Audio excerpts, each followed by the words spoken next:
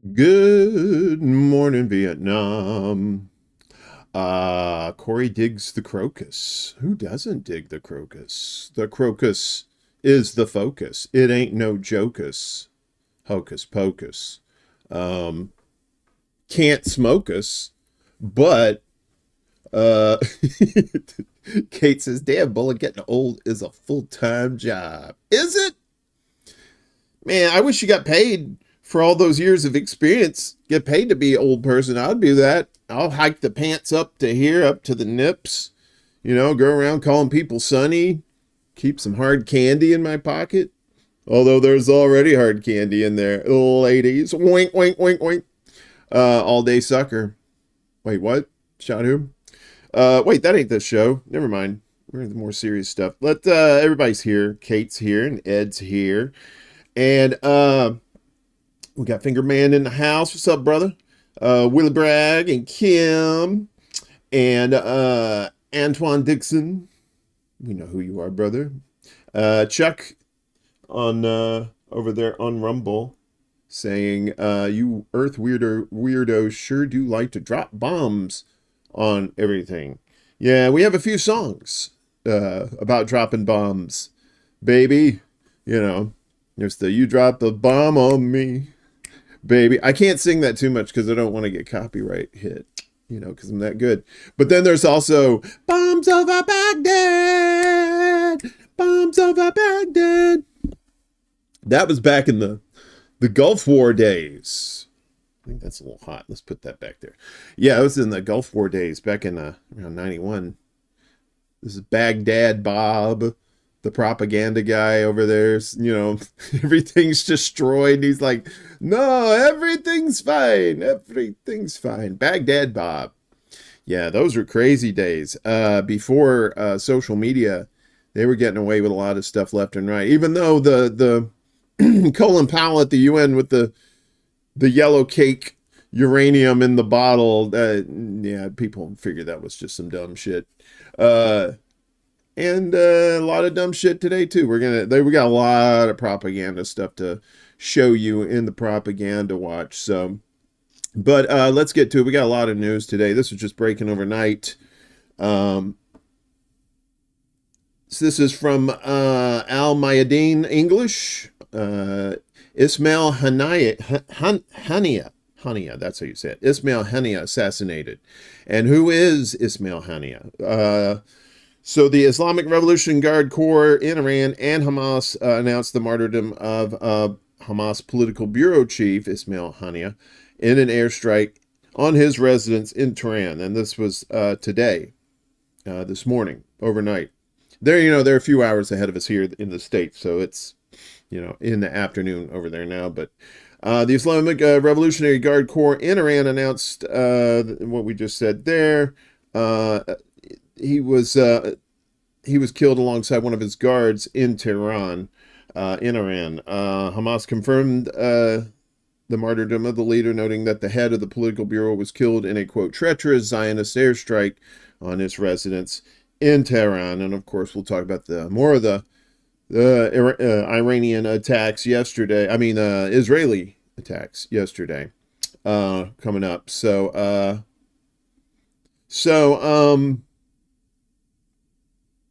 another Hamas leader taken out. Hello. You can do that. There we go. And of course, Iran's supreme leader vows harsh punishment for Israel after the Haniyeh killing. They said avenging his assassination is Tehran's duty as Iran announces 3 days of mourning. So they'll do the 3 days of mourning and then all hell breaks loose, apparently. Iran's supreme leader Ayatollah Ali Khamenei has promised harsh punishment for Israel in retaliation for the killing of Hamas's political leader Haniyeh in Tehran. The criminal and terrorist Zionist regime martyred our dear guest in our house and made us bereaved. Khamenei said in a statement on Wednesday, adding that it also prepared the ground for a harsh punishment itself. Israel really poking a lot of bears here. They really can't afford a war with Hezbollah, and they damn sure can't afford a war with Iran. They said, we consider it our duty to avenge his blood in this bitter, difficult incident which happened in the territory of the Islamic Republic. Iran has announced 3 days of public mourning across the country for Haniyeh. Funeral ceremony will be held on Thursday, after which his body will be transferred to Doha, Qatar, Hamas said in a statement on its Telegram channel. He'll be buried in the Qatari capital on Friday, the group announced. Which leads us into this right here. What happened yesterday, too, what we were also talking about. Is from Dave DeCamp, hardest working man in independent media, although there's a lot of hard-working men and women in independent media. It seems like his name comes up a lot. And he also does his own video podcast on YouTube. So check out Dave DeCamp there and antiwar.com. Usually puts out about 30 minutes. He does like three of his stories talking about him. You can always use more news, especially news outlets, in this day and age of serious propaganda. So Israel bombs Beirut, claims it targeted a senior Hezbollah commander. So an Israeli airstrike targeted the southern suburbs of the Lebanese capital of Beirut yesterday, a step that could escalate the Israel-Hezbollah conflict into a full-blown war. And as we're seeing here with at least three of you think we're heading for an all-out. They're heading for an all-out war. You might as well say we, because we're going to be funding Israel's bombs. Israel said that it targeted a senior Hezbollah commander, Fouad Shakur. A Lebanese government official told CNN that Shakur survived the strike. And our buddy Fiorella Isabel, she was watching this story as well, and she confirmed that he was still alive, while Israel is claiming he was killed. And I was seeing a lot of pro-Israel accounts yesterday saying, oh yeah, he's dead, he's dead, he's dead. They were just parroting each other, just like they always do. Lebanon's health ministry is reporting that 3 civilians, including 2 children, were killed in the attack, and 74 others, maybe more, have been wounded.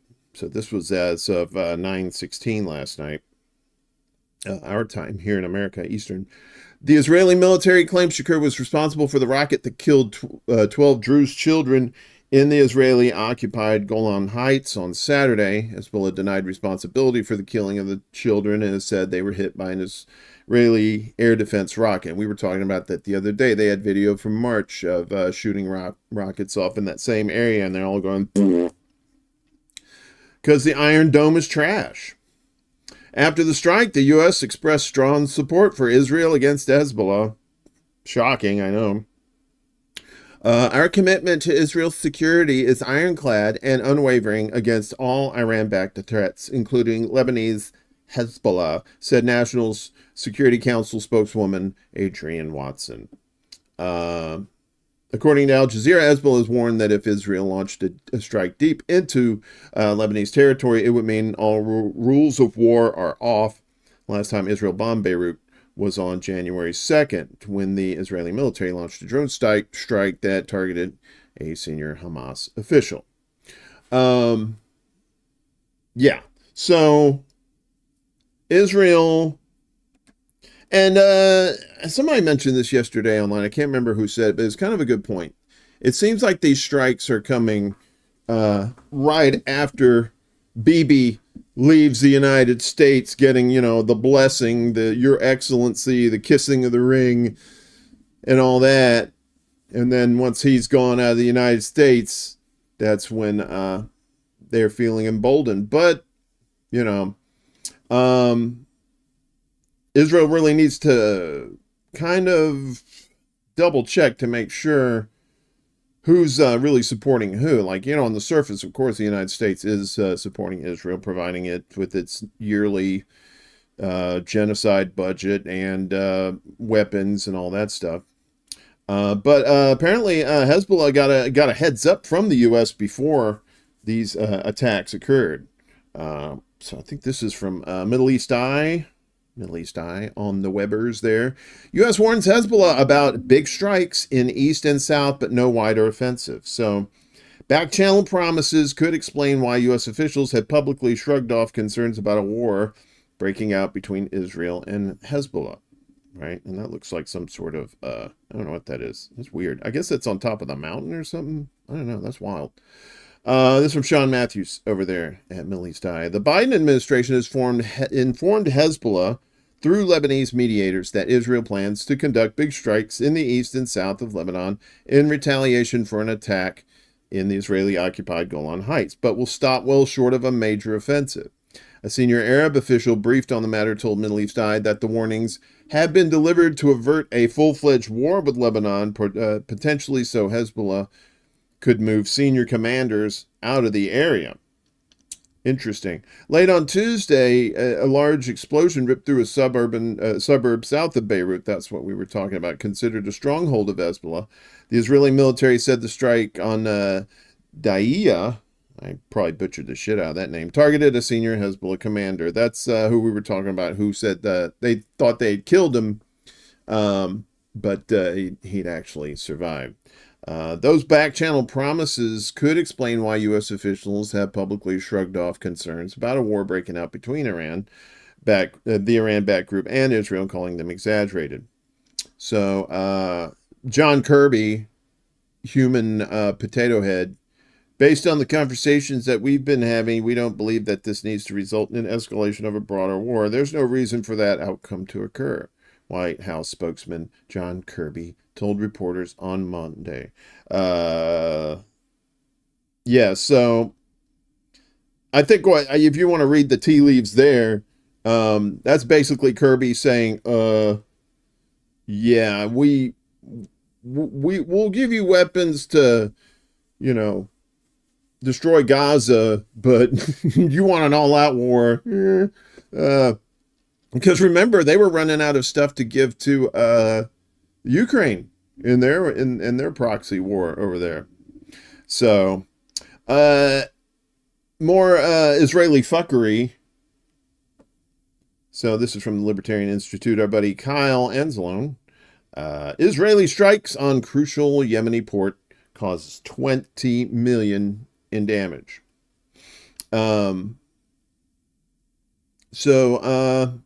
It was just pop, pop, pop yesterday for Israel. An Israeli airstrike on a fuel depot at the Yemen port of Hodeidah has resulted in tens of millions of dollars in damages to the important facility. Hodeidah is a crucial point for entry for food and other goods reaching the Yemeni people.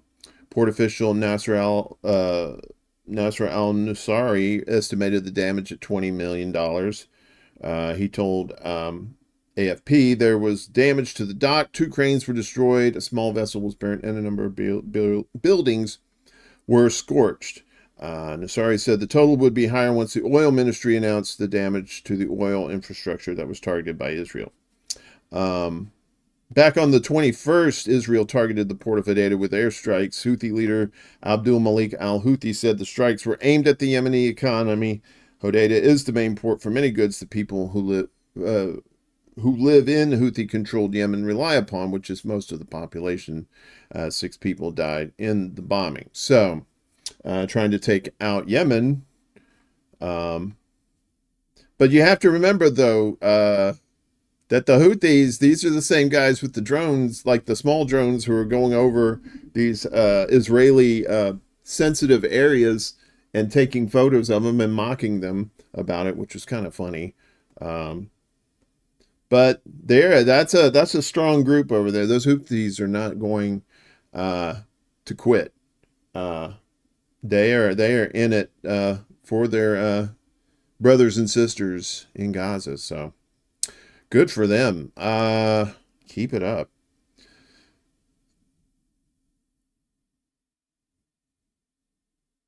Oh, it's shaky. Well, it's probably shaky because of other factors in the area. It's not normally usually this shaky, so we'll just ride it out. We'll see what happens. That is wild. Hang on just a second.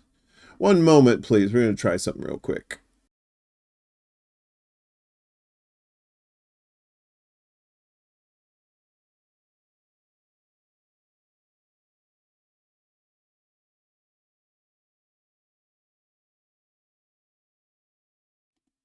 Okay. Um, yeah, we're just gonna have to ride it out. It's just gonna be doing this back and forth. So, if you don't want to watch, I understand. Maybe watch the. We'll try and get the if it's too crappy for later, we'll upload the show. Um, it won't be live, but at least you'll have the whole show, not all full of kooky stuff like this. So, um, hang on just one second. I'm gonna try something real quick.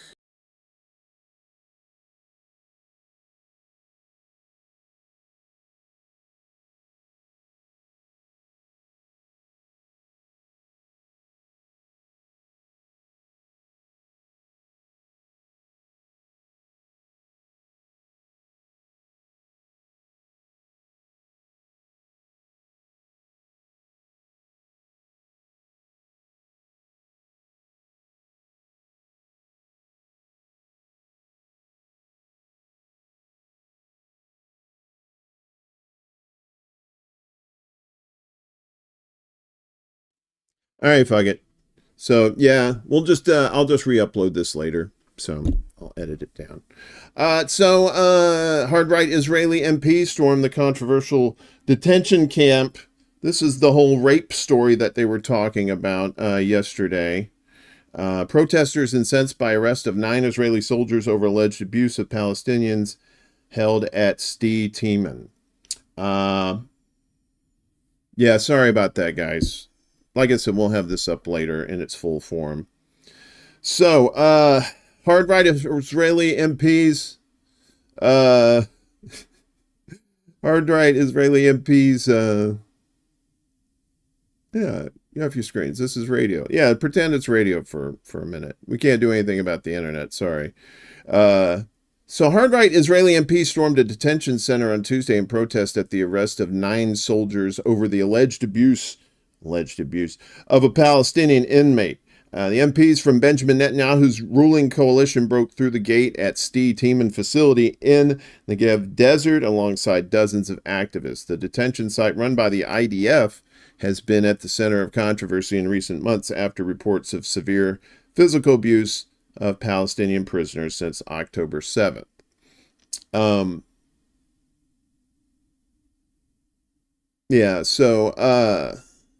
Minister of Heritage Miha Ben Eliyahu from the Jewish Power Party and Zvu Sukkot from the Religious Zionist Party took part in the crowd's forced entry into the base. The people of Israel live. So yeah, and here are these assholes. Hello. This is them yesterday. Basically trying to break out rapists. This is them breaking out rapists.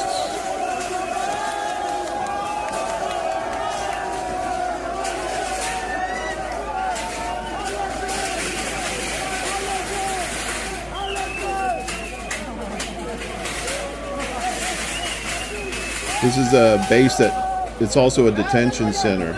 Several reports of physical abuse of Palestinian prisoners there. Horrible things too, involving like anal rape with like broom handles and just disgusting. And these guys are trying to break them out. These are like hard right creatures.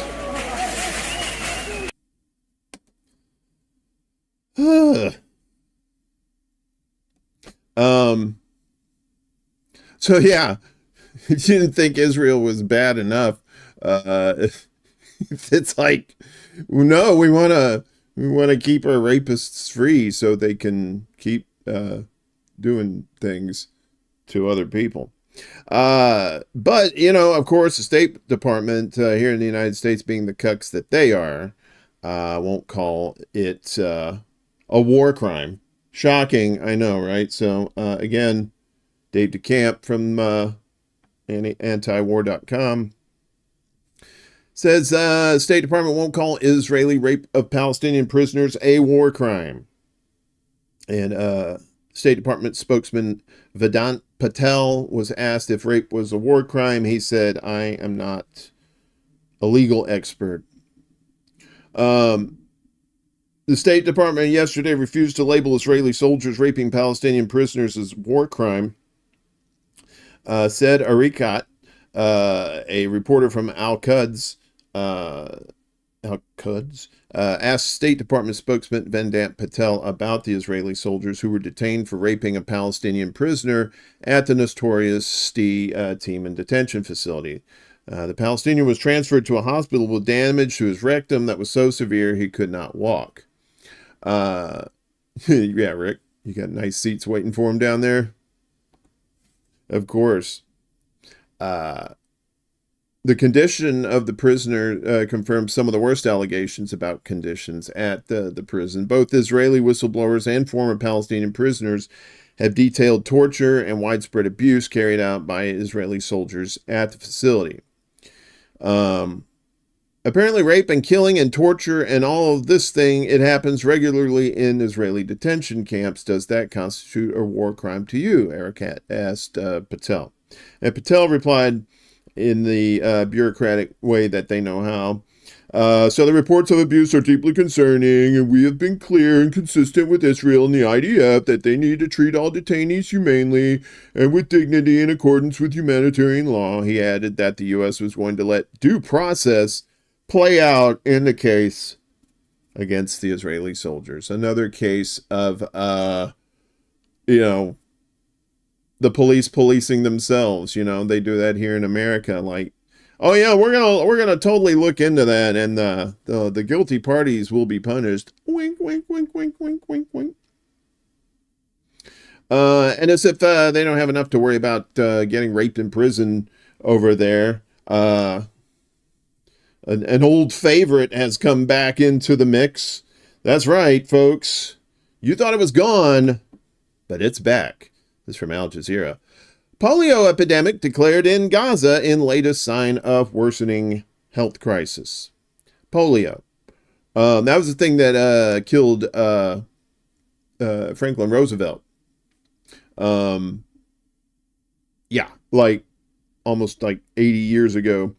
Gaza's health ministry calls for immediate intervention to end the aggression and find radical solutions to the health emergency. Right? I mean, they keep bombing hospitals and stuff like that over there. Of course, there's going to be a health crisis. Gaza's health ministry has declared a polio epidemic across the Palestinian enclave, blaming Israel's devastating military offensive for the spread of the deadly virus. In a statement on Telegram, the ministry on Monday said the situation, quote, poses a health threat to the residents of Gaza and neighboring countries, the latest sign of a worsening public health emergency caused by Israel's genocidal war since October.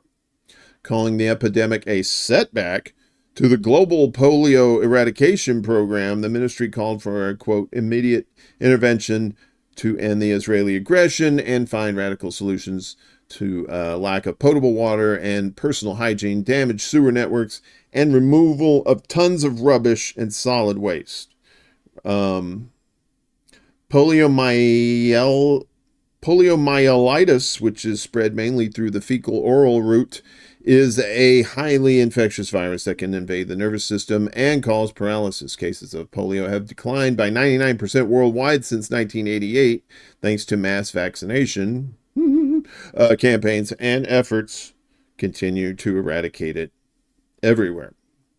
Yes. So, Gaza, dealing with probably some of the most, some of the most heinous things a human being could ever go through. And attacks against these people and other Muslims is on the rise ever since this whole thing started back in October of last year. So, this is from Press TV. Attacks against Muslims, Palestinians in U.S., this is here in the United States, increased about 70% in 2024, according to the Council on American Islamic Relations. An advocacy group says discrimination and attacks against Muslims and Palestinians in the U.S. increased about 70% in the first half of 2024, amid Washington's unwavering support for Israel's genocidal war on the Gaza Strip. Yesterday, CARE, that's the group, said it received almost 5,000 complaints of anti-Muslim and anti-Palestinian incidents in the first 6 months of 2024, a rise of around 70% compared with the same period last year. The report noted that that most of the complaints were in the categories of immigration and asylum, employment discrimination, education discrimination, and hate crimes. Hey, Laura. Good to see you. Good morning. Stalin got messed up from polio too? Yeah, polio was bad news back then. Last year, CARE registered over 8,000 such complaints, about 3,600 of them in the last 3 months of the year alone after the war erupted. Yeah, so, and this happened also after 9/11 too. You saw an uptick of Muslim hate because they kept saying it was Muslims, it was Muslims, it was Muslims, and well, we know better than that. They also included the stabbing of a Palestinian American man in Texas in February, the November shooting of 3 students of Palestinian descent in Vermont, and the attempted drowning of a 3-year-old Palestinian American girl in May. Yeah. These come as human rights advocates have reported a global rise in Islamophobia and anti-Palestinian bias since the eruption of Israel's war on Gaza. This is terrible. A 71-year-old white man in the U.S. state of Illinois, right here, motivated by anti-Palestinian rhetoric, stabbed a 6-year-old Muslim boy 26 times and seriously injured his mother. These are the people we're dealing with. And when you talk about misinformation and poisoning people's minds, that's also what we're talking about too. The mainstream media is just a toilet. There is no information that's helpful to any of you or me. So that's why we got to rely on more independent news sources. People willing to stick their necks out to tell the truth, because truth is very much a premium these days. But a little bit of good news if you've been boycotting Israel at various places.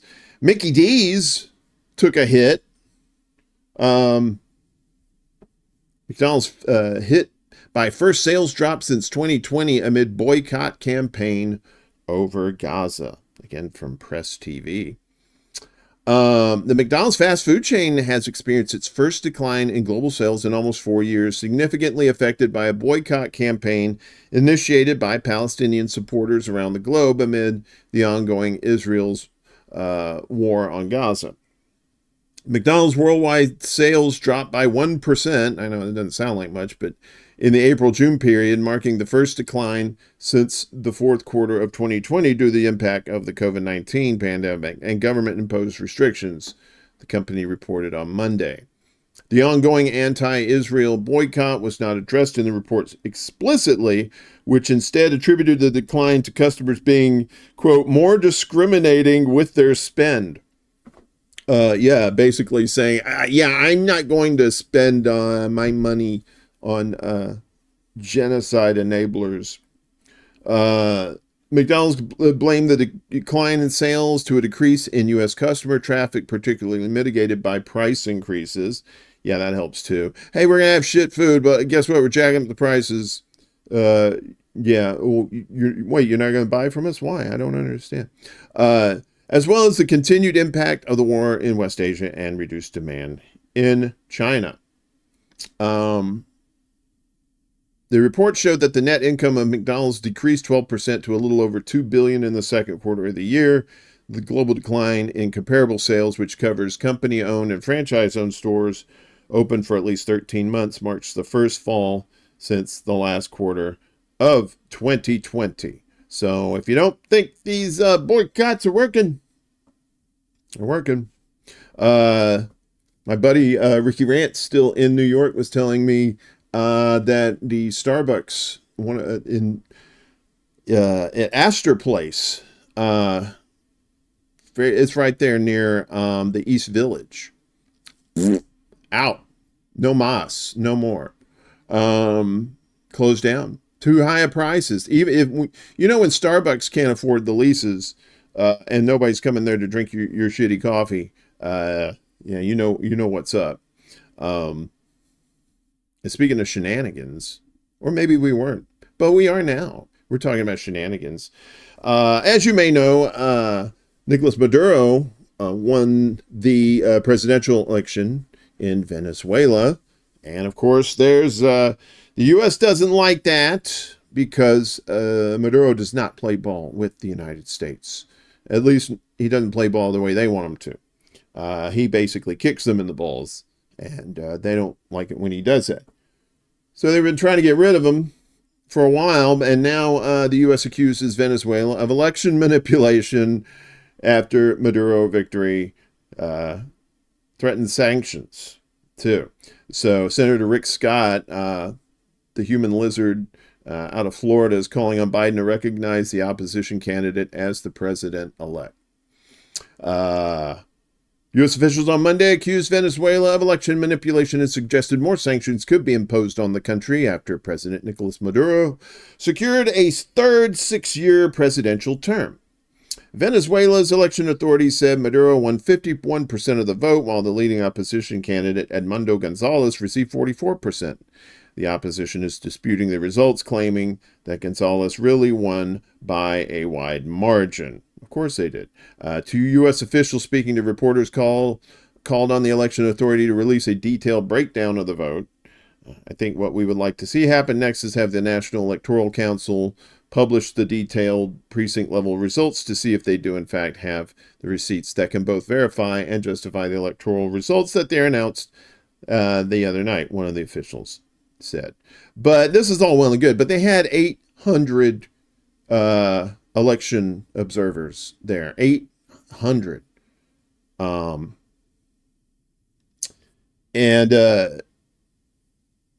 as they're calling fraud, some of these observers are endorsing the results. So this is from Consortium News, and Alan McLeod, we're going to be hearing a lot from him a little bit later. So as U.S. leaders call fraud, U.S. observers endorse results. Western media appeared as eager as the U.S. government to undermine the elections in Venezuela and agitate for political strife. Much to the chagrin of the U.S. government, socialist candidate Nicolas Maduro won a third successive term in office on Sunday, convincingly beating his U.S.-backed opponents, Gonzalez and Maria Corina Machado, by 7 points. Almost immediately after the results were announced, American officials began decrying the elections as a farce. And this fucking lizard guy, Antony Blinken, we commend the Venezuelan people's courage and commitment to democracy in the face of repression. He said, we have serious concerns that the result announced does not affect the will or the votes of the Venezuelan people. The will or the votes of the Venezuelan people is actually code for the three-letter agencies in the United States and their handlers. It is critical that every vote be counted fairly and transparently, blah, blah, blah, blah, blah.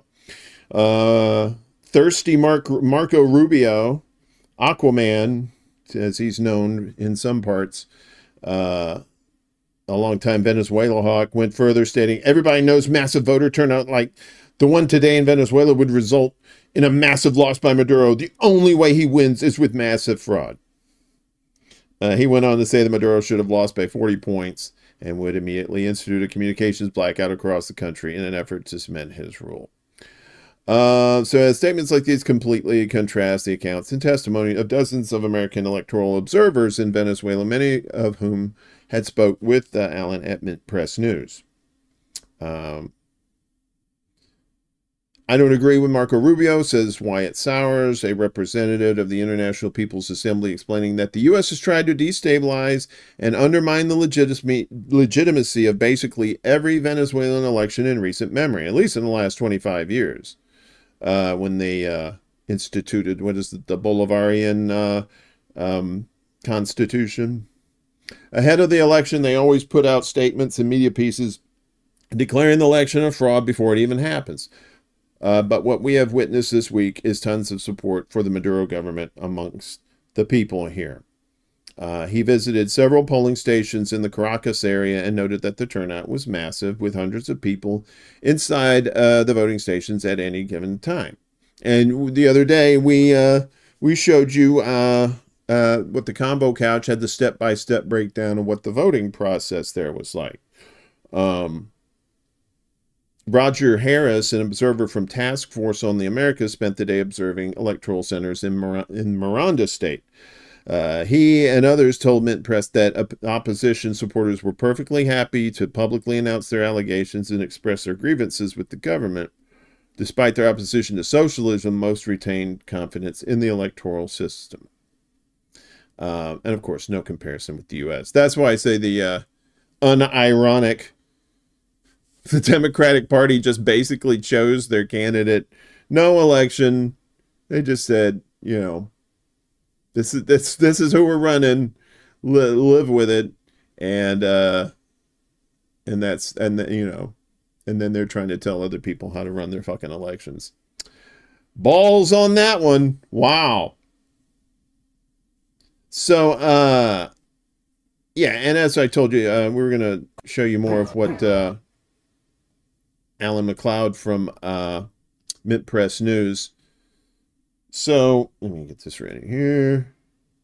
So this is a thread from him yesterday, I believe, or maybe the day before. Okay. Is this working? Okay. After a night of violence here in Caracas, pro-government demonstrators are gathered to march on the presidential palace and defend their revolution from an attempt at a coup d'etat. So, let's see what he had to say about that. It's July 30 here in Venezuela, and Mint Press News is here in Plaza Sucre in the Catia neighborhood of Caracas. Thousands of pro-government supporters, Chavistas, are here to defend the revolution and defend the results of the elections that were called on July 28th. Those elections saw Nicolas Maduro win with 51% of the votes to his nearest challenger, Edmundo Gonzalez, who gained 44%. However, the opposition, citing an American polling firm, said that they actually won the results with 73% of the votes going to them. That election organization, however, has many, many links to the CIA, so we have to take that with a bit of a grain of salt. Now, on July 29th, we saw a lot of violence all over Venezuela, especially in Caracas, where opposition supporters set up guarimbas, big barricades all over the place.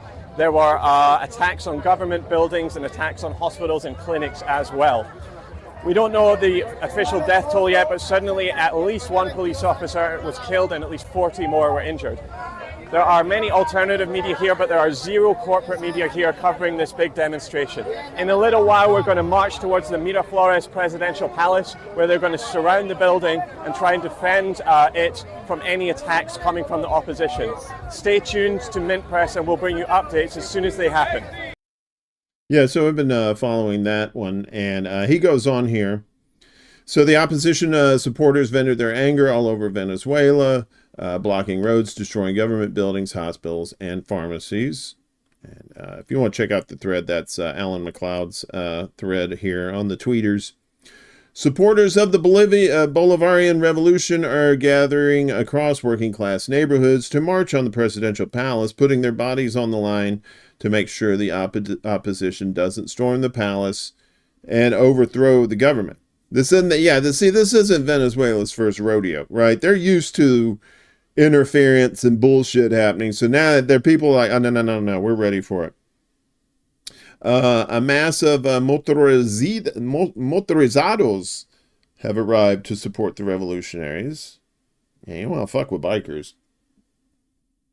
The counter-revolutionary opposition incited people to go onto the streets and commit violence, but now the people are here to defend their country. That's from Vijay Prashad. Braving utterly terrible weather conditions, thousands of government supporters marched towards the presidential palace. And they were saying like all these people were destroying stuff, right? And there's Maduro. This is a crowd at Miraflores.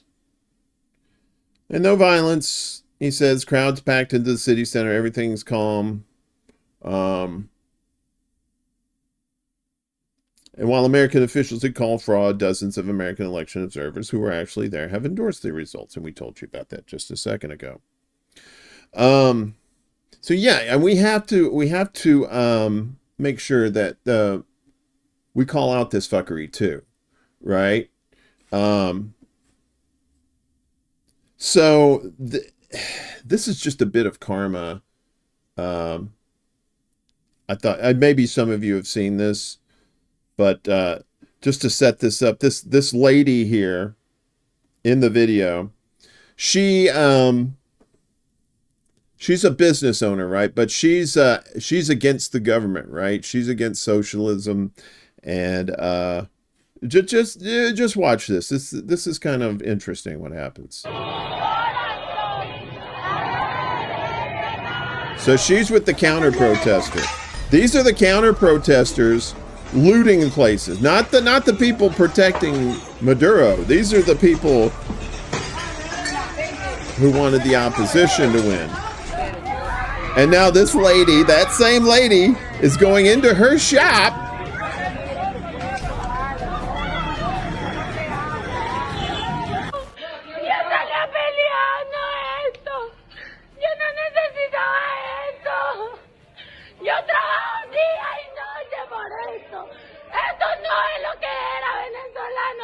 Yeah, you get the drift. Anyway, I don't wish anybody to get their store looted or have their shit destroyed and stuff like that. But I also believe in karma, and that some fuckers, kind of deserve what they get. Yeah. So yeah, a lot of craziness going on down there. There was no, I haven't done any lately, Laura. Late night shows probably bring it back soon. I'm still just getting used to this morning thing and doing that. So, and again, I apologize. I think maybe the internet's cleared up. I don't know. Like I said, if this is all crumbly and everything, I'm gonna upload a separate video without it on my end. It's nice and clear. So, my apologies. Yeah, that's right. That's what I said. The counter protesters, which she was joining, looted her store. So things are happening with the FBI probing into the attempted assassination of Orange Man Bad. Trump's going to be interviewed by the FBI probe into his assassination attempt. So the FBI agent says agency eager to get U.S. president's perspective on what he observed during the July 13th rally shooting. And there he is with that ridiculous bandage on his ear. I don't even think that's real. So Trump has agreed to be interviewed as part of the FBI investigation against the former United States in the assassination attempt against the former U.S. president. One official said, as questions continue to swirl around the campaign rally shooting. Kevin Rojek, the special agent in charge of the FBI's Pittsburgh field office, said on Monday that the agency wants to, quote, to get Trump's perspective on what he observed. The former president and Republican Party 2024 nominee has agreed to sit for a standard victims interview, which, quote, will be consistent with any victim interview we do. Trump, who has been highly critical of the FBI, was allegedly shot in the ear during a July 13th rally in Pennsylvania, spurring widespread condemnation and questions about what security measures were put in place before the event. I find this interesting. Witnesses say the alleged gunman, 20-year-old Thomas Matthew Crooks, had taken up a position on the rooftop with a direct line of sight of the rally stage. One rally attendee was killed and two were seriously injured. During Monday's briefing, FBI officials said they had yet to identify a motive for the shooting. Interesting, how funny that is. But they said Crooks had conducted online searches into prior mass shooting events, improvised explosive devices, and the attempted assassination of the Slovakian prime minister in May. Yeah. So last week, FBI Director Christopher Wray said during a congressional hearing that the agency will leave no stone unturned as it looks into what happened. Yeah. So no motive. Very hanky way the kid got up there without anybody, saying anything about it. Uh, that story's just, it's going to be another Kennedy, JFK thing. The people are just going to speculate and speculate. We'll tell you in 60 or 70 years when we release the records. Isn't that how they do it? Back here back in the ranch here, more money a flowing, but not to you and me. Dave DeCamp, once again, U.S. announces $1.7 billion weapons package for Ukraine. This was Friday. He was providing Ukraine with new weapons package worth $1.7 billion, which includes munitions for air defense systems, ammunition for HIMARS, rocket systems, artillery shells, and other types of equipment. The package includes $1.5 billion that's being provided through the Ukraine Security Assistance, USA. Oh, initiative. They had to put initiative at the end because they can't have USA. That'd be too on the nose. The USAI allows the U.S. to purchase weapons for Ukraine, which means it could take months or years before the equipment is delivered.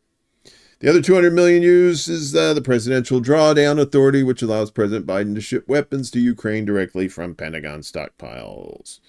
And this was on top of the other $2 billion that they found in an accounting error the other day.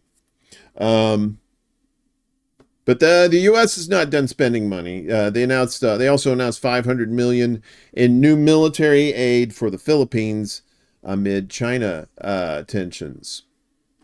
So yesterday, Secretary of Defense Lloyd Austin and Secretary of State Antony Blinken announced $500 million in new military aid for the Philippines while they were while the two of them were in Manila. Their visit comes amid soaring tensions with China and in the region.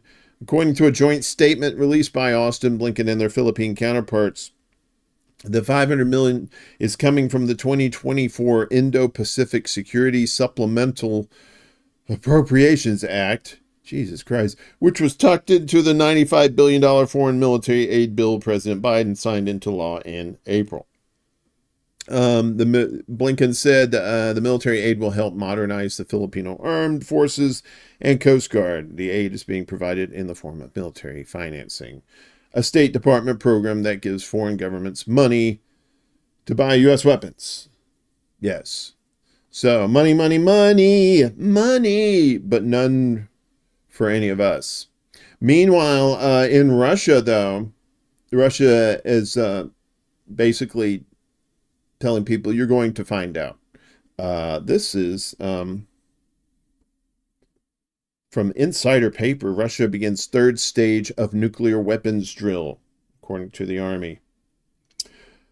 Russia today announced it had launched the third stage of drills on the use of tactical nuclear weapons, which included forces involved in the conflict in Ukraine. The Defense Ministry said the exercises were taking place in the central and southern military districts, which include several North Caucasus republics and annexed Crimea, as well as 4 regions of southern and eastern Ukraine that Russia claims to have annexed despite not fully controlling. The southern military district includes the Russian city of Rostov-on-Don, which is home to Moscow's headquarters for the military operation in Ukraine. The third stage of non-strategic nuclear forces exercises have begun, said the Russian defense minister in a statement. This stage of drills involves training on the Iskander-M missile systems and various aircraft. The defense ministry said the military personnel taking part will train on receiving special ammunition and on equipping missile systems and aircraft. Yeah, so it is really turning into a nut house over there. As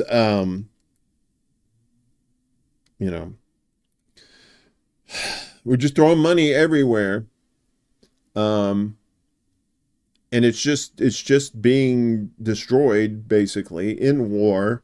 It's destroying people that have no business fighting each other,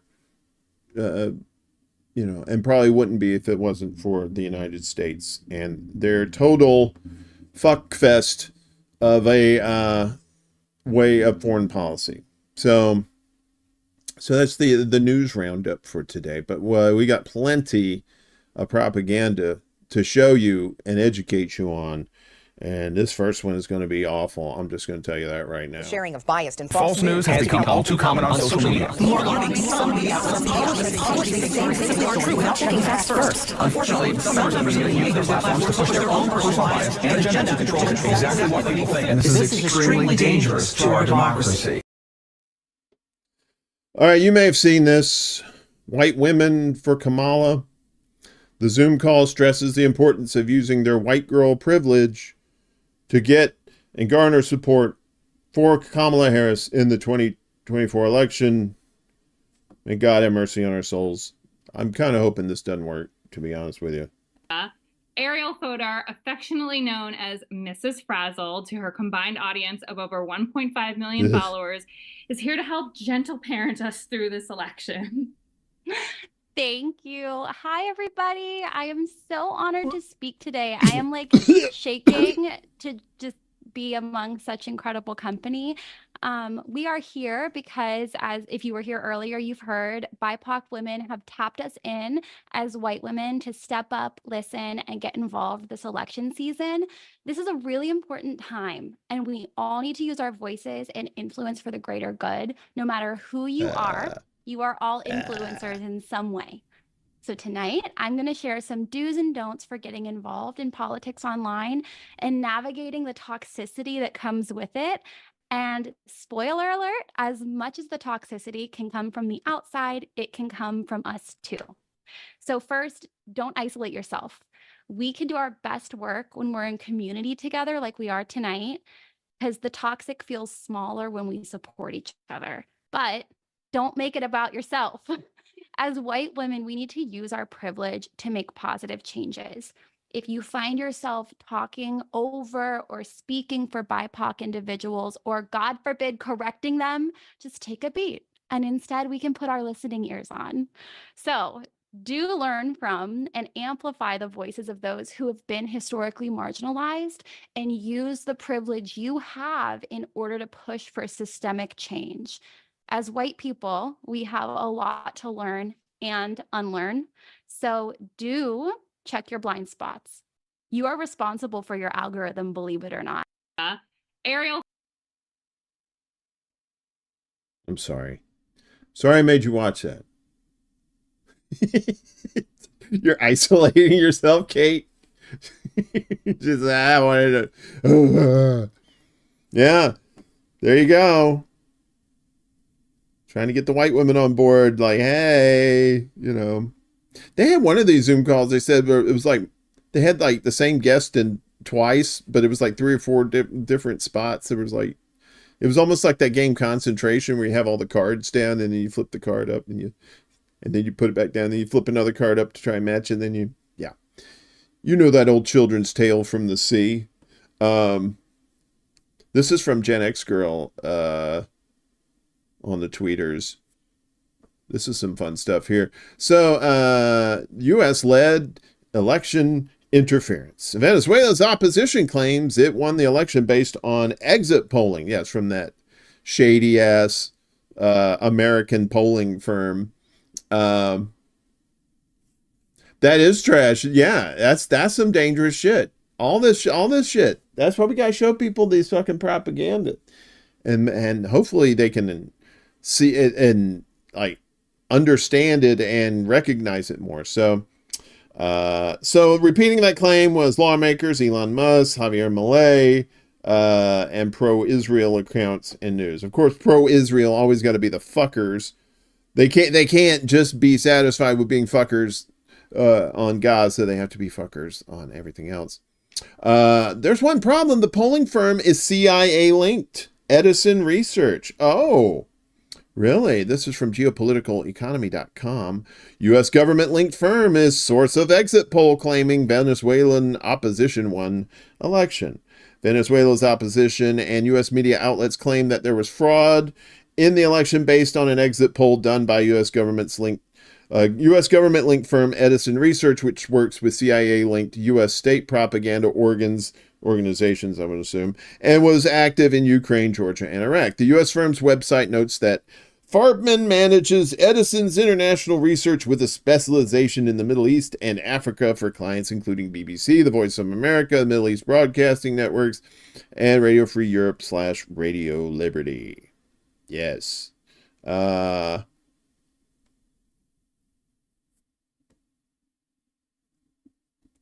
you're going to be that way? Okay. Our buddy Fiorella showing us some more bullshit from Vicegrad 24. Yeah. Aggregating and curating news, politics, and current affairs. Right.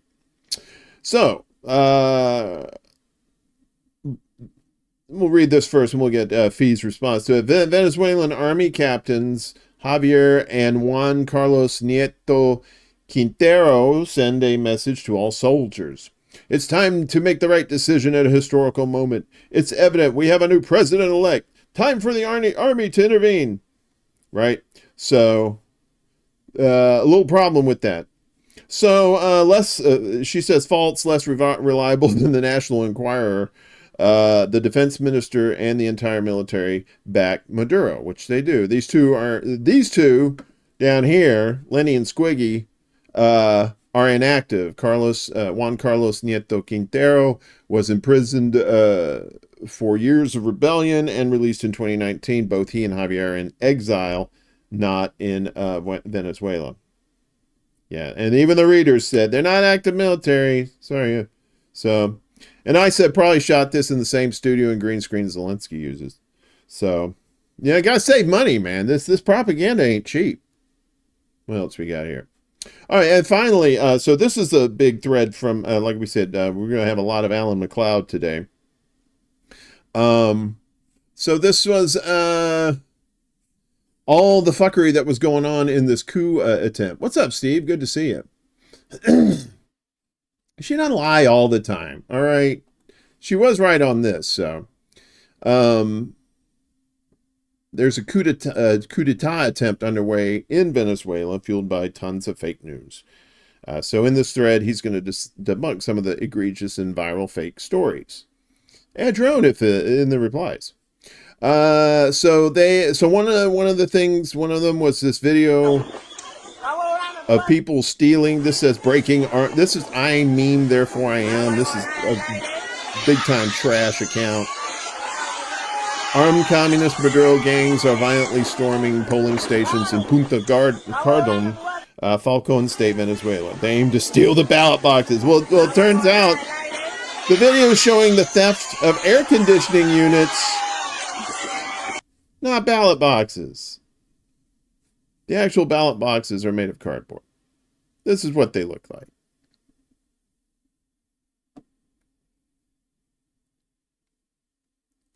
This is what they look like. Doesn't look like an air conditioner. There's another one here. This video claiming to show huge clashes between protesters and police today is going viral. But as Luis de Jesus and others have noted, this video is 7 years old.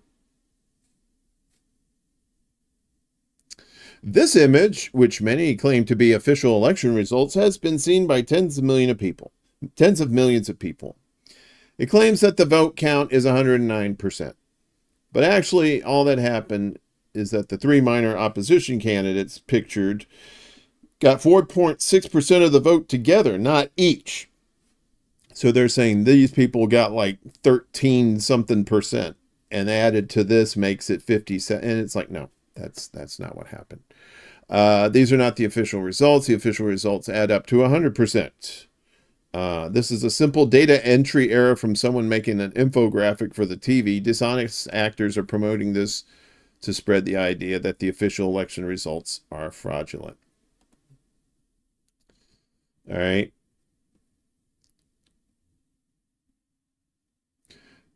People are claiming this image is from the National Electoral Council, and the charts on the screen show a Gonzalez victory.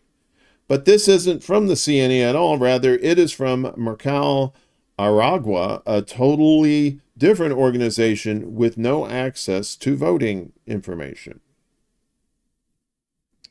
The opposition is also blatantly using a bot network to boost their narrative on social media. So all these bots. Bots. Look at them. They're all saying the exact same thing. Bots.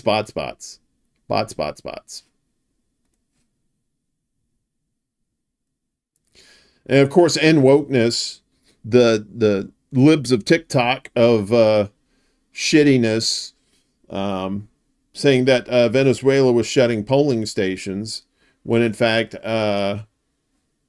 he says he knows for a fact that it was fake news because he was right there in this crowd as this video was taken. It was in fact the opposition that tried to shut down this Caracas polling station. A group of over 100 right-wing demonstrators crowded around the entrance to stop people from entering. So, well, yeah. So it's it's a lot of deflection. If you look at it like that, like a lot of these are just deflections, then you're like, oh, well, that makes sense. They're totally deflecting. Elon Musk himself retweets a video purporting to show protesters tearing down a statue of President Hugo Chavez yesterday. But this video is from 2017. What? That's funny. Elon Musk owns Twitter, and he got community noted. That's funny. This one I know some of you have seen, and this is just straight out of like B movie. We'll play it. We'll play the whole thing in a second. Well, let me go ahead and play it. So this is do this. Wait, let me read this first quick. So members of the U.S.-backed opposition simulate a death, videotape it for social media, and blame the government. Minutes later, he appears completely normal on the passenger seat of a motorcycle after the recording finishes. So here's this guy, right? Oh, look at him, the horror. What happened? Dios mío, all that blood. Why? Why, God? Why? Why did this have to happen?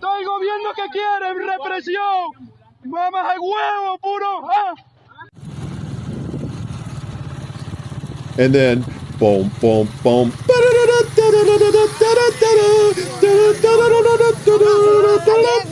Boom.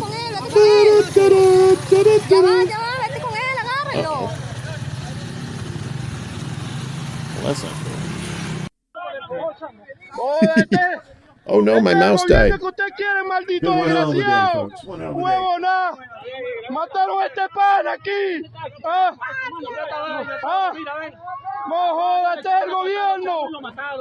Right, so you don't have to see that again. Yeah, today, the tech day, not good. Pardon all that bullshit. I think that's it. Is that it? Yeah, that's it.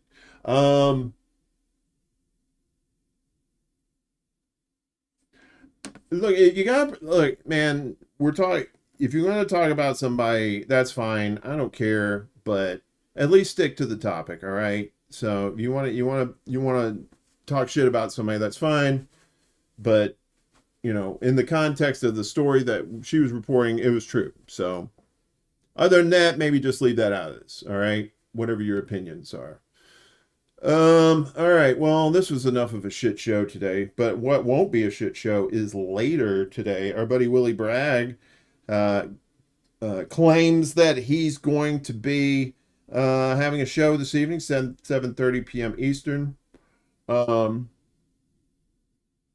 Yeah, she does. So just chill the fuck out. All right. If we were talking about China or Russia or something like that, yeah, express your opinion, but don't be a shit about it while we're talking about this stuff. We're trying to get this information out. And the last thing we need is just like some other stuff that has nothing to do with it involved in the thing. So, we try to keep things clear, to the point, straight. If you got a problem with the sources, that's fine. You got a problem with the source of the information, or you think it might be different or something, feel free to educate me. I'm always willing to learn. But meanwhile, we use the sources that we have. Otherwise, we could just do CBS, NBC, we just give you all the propaganda you want. I mean, the choice is yours, but, some of these folks, you're going to have to say, hey, look, all right, they're good on this. Let's and just stay focused. All right. Okay. And of course, around the world with Dee and friends tonight. Well, maybe don't expand. Okay. Maybe just kind of keep that to yourself. When it's really, maybe when the conversation's relevant, if we're doing a story on China or Russia and she's involved, maybe you could do that. All right. But in the meantime, just chill the fuck out. D tonight, 9 p.m. Eastern. Like we said, Willie Bragg, 7:30 p.m. Eastern, both on YouTube. So enjoy those. And I'm going to take a look at this video. If this is really horrible, I'm going to try and fix it and just upload the one I recorded. And hopefully that one's good. We'll see. And of course, the internet's fine at the end of the show. Perfect.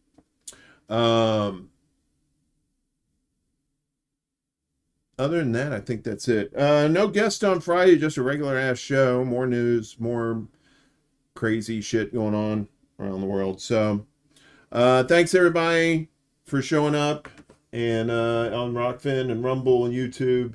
Appreciate all of you. Have a wonderful day. Stay frosty. Don't join any cults. And, use your critical thinking skills. Please. Somebody needs to. This is City Alpha 5! Woo!